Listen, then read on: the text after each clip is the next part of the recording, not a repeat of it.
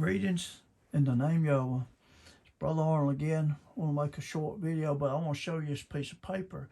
And then I want to give you scripture. And it's something everybody must know if you want to keep the Sabbath, feast days, or anything, or just be smarter. You've got to know when a day ends.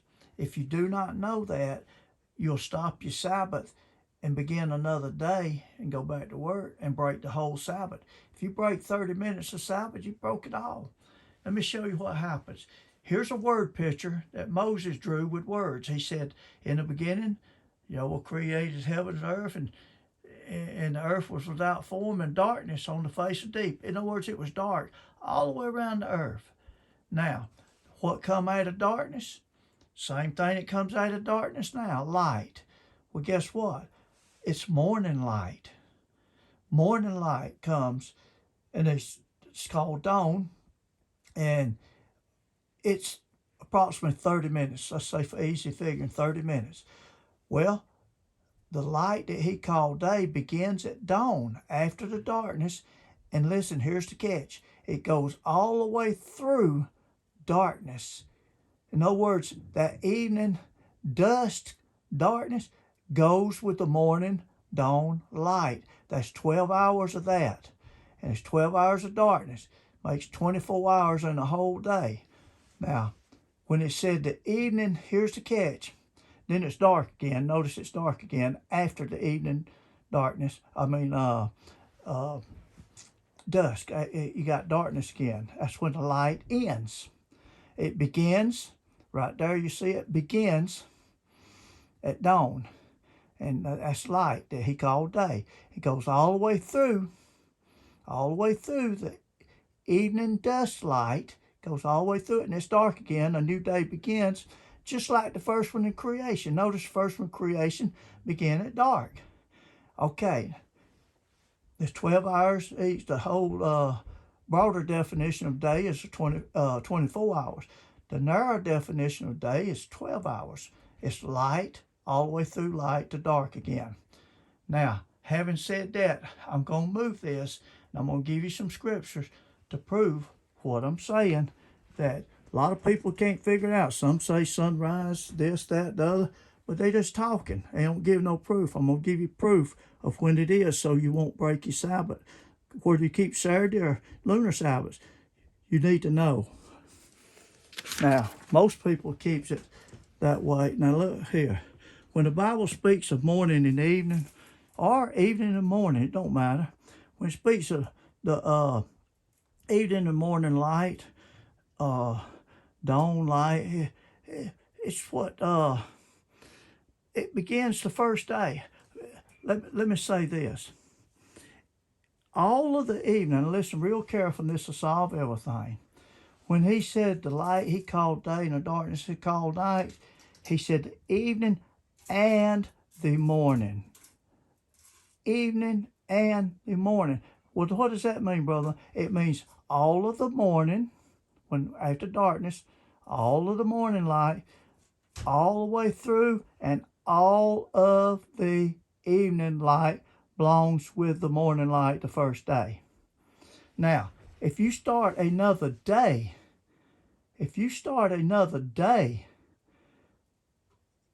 at, if you get your morning light and you go all the way through the day and get to the dusk light, if you start another day at the beginning of the dusk light, you messing up big time. That light don't belong to the next day. In other words, you got that 30 minutes before dark, and you can't start you another day, then you've broke the Sabbath.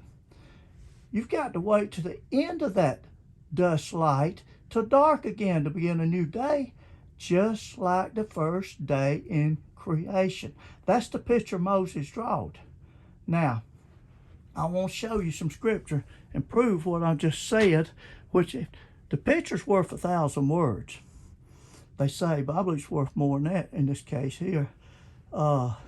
Moses drew us a picture, and he drew it in just a few words, but it's worth more than that. Look, you've heard of practice makes perfect. That's not necessarily true. It's perfect practice makes perfect. I put that up there at the top. You see it right there. Perfect practice makes perfect. Now, notice this. Let me adjust my camera because I may not be getting all this on here. And I sure don't want to do that. Perfect practice makes perfect. I hope I'm getting this on here.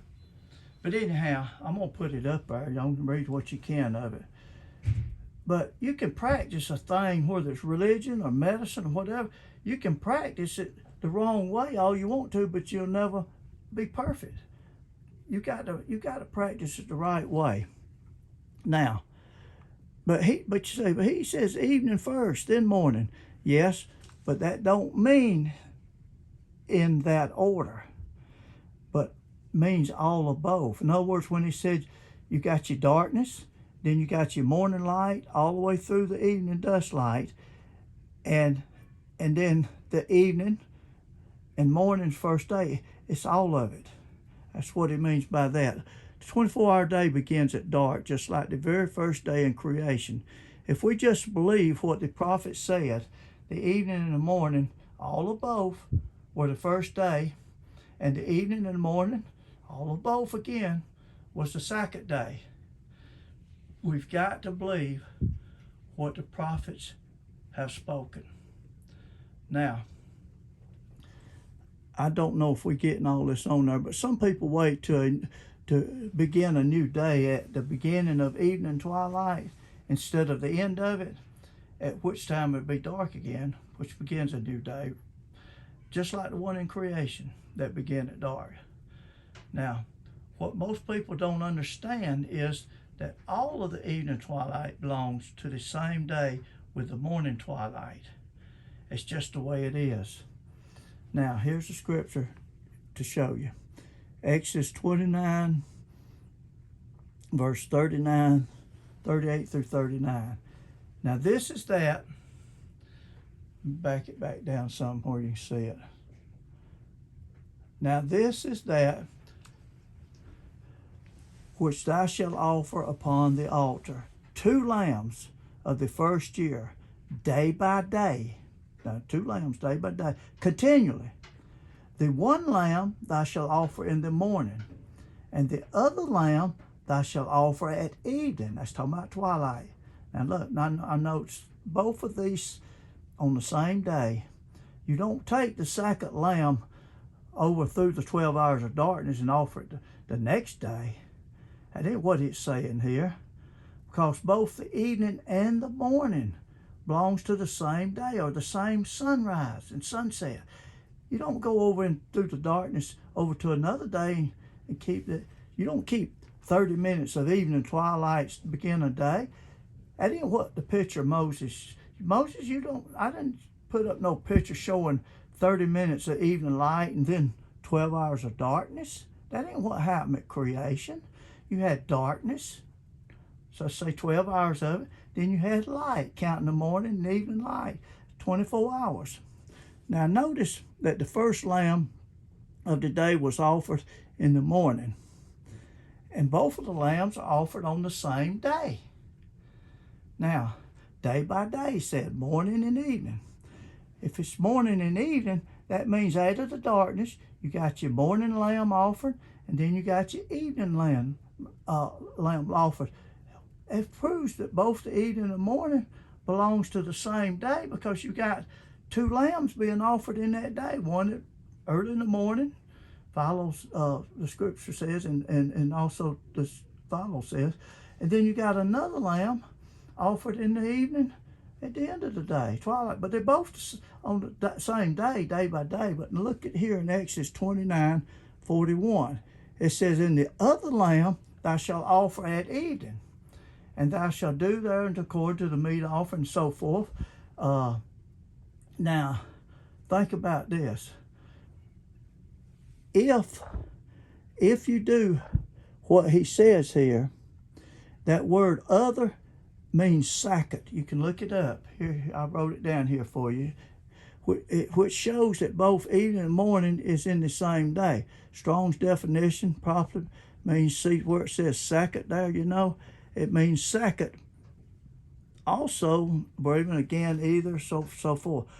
Brown's Driver and Bridge definition says second. The ordinal number, again, means again, but it's all on the same day. It's a second time, and so forth. Now, let me show you something here.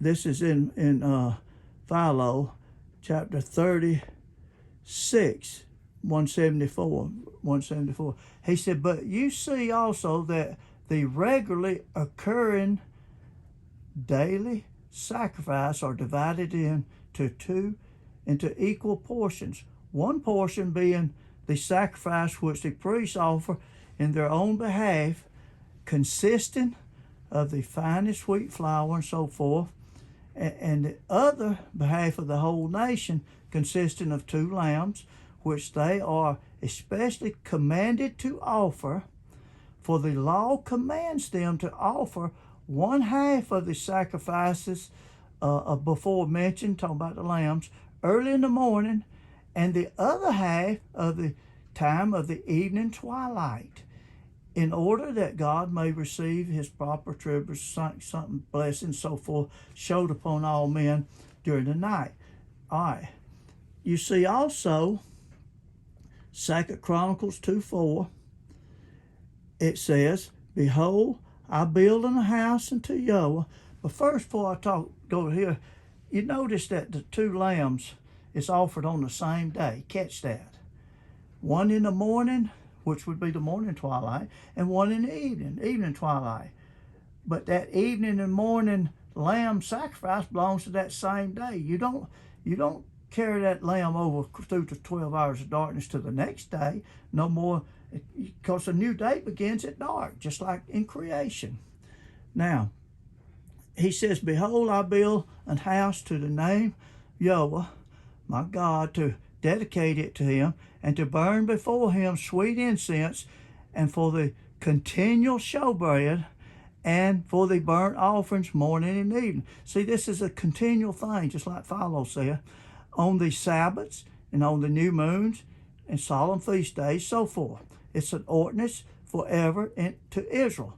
Now, the only way the priest could obey this and offer a continual burnt offering morning and evening on the Sabbath, guess what? The Sabbath has a morning sacrifice. Every Sabbath has a morning sacrifice, and it has an evening sacrifice, in which the evening sacrifice is at twilight. Now, after twilight ends, it gets dark again, and the new day begins the first day of the week. But you've got to have these sacrifices on your morning, your Sabbath, your morning and evening sacrifice. Notice it says morning and evening sacrifice on the Sabbath. You know what that means? On the Sabbath, you got a morning sacrifice at dawn, and you got an evening sacrifice at dusk, and it's still on the Sabbath. It ain't on the first day of the week. You don't start another day there at evening twilight like most people do. And anyhow, it's an ordinance forever. Now he says we continue to have morning after the darkness, just like today, and evening before the darkness comes again. And both the evening and the morning belong to the same day! Exclamation point. We're not to say that the evening begins a new day, because it belongs to the same day or the same sunrise as the morning does. It's light. We're dealing with light. The Bible definition of sundown is not the same as man's definition of sundown at the horizon. Horizon ain't even mentioned in the Bible. We're dealing with light and darkness, and it's contrary to the Roman calendar sundown. You can find this. Genesis 15:17 says that when the sun is down, it's dark. And many places, maybe I'll deal with it next time. Right now, I'm trying to get this. I'm not real good on this stuff like these videos, but I do have an understanding on Scripture. Till next time, stay tuned. I want to talk to you next about a biblical sunrise and sunset. When the sun starts rising back from under the earth, and it's coming up, pushing up the light, that sun's rising. It's the sun's rising before it gets to the horizon. That's just a Roman calendar, pagan doings, making a calendar. Same way with sunset. When the sun goes down below the horizon, it's still setting. You still see the light that he called day. And it'll stay day till that light that he called day goes away and a new day begins at dark, just like the one in creation. But anyhow, till next time, may Yahweh bless you. Shalom.